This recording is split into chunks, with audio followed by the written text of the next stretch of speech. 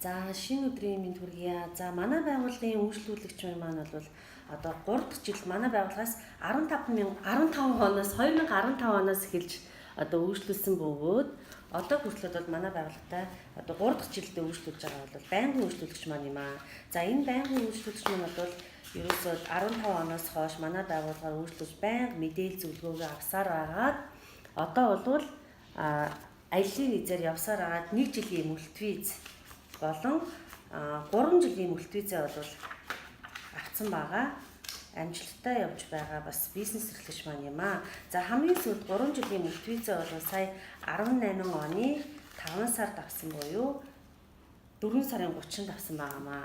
Хамгийн сүүлийн мөлтвизээ бол 3 жилийн мөлтвизээ бол 18 оны 4 сарын 30-нд авсан байгаа.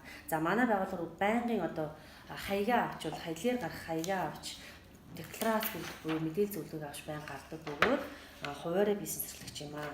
За тэгэхээр та бүхэн бас ер нь бол цаашдаа байнга зорчих 1-3 жилийн буюу 5 жилийн мөлтвизтэй болохыг хүсвэл анханасаа зөв материалаар мэдээлэл зөвлөгөөгөө авч одоо үйлчлүүлээд байвал бас элчингээ чинь танд бас виз чинь бас ингээд татгалзахгүй олгоод авах боломжтой гэдгийг шүү бас тайлбарч хэлмээр байна. Ер нь бол мөлтвиз маань бол зорцсон хоног буюу хитэн удаа мөлтвизний хугацаанд хитэн удаа явсан бай гэдгээс харгалзаад дараагийнх нь мөлтвиз нь олгогддог байгаамаа. Тэгэхээр болж өгвөл ер нь бол хугацаагаа бага тулгаж яваад дараагийнхаа мөлтвизийг аваад байвал та бас эрсдэлгүй ингээд 100% виз аваад явах боломжтой шүү. За манайхаас бол хаягаа захиалуулна. За таны нэр дээр бол захиалсан хуудас чинь гэж байнга гарч ирнэ. Мөн энэ хаягийнхаа мэдээллийг шар утсан дээр бичиж одоо хэлээрээ нэвтрэн гардаг байгаа шүү.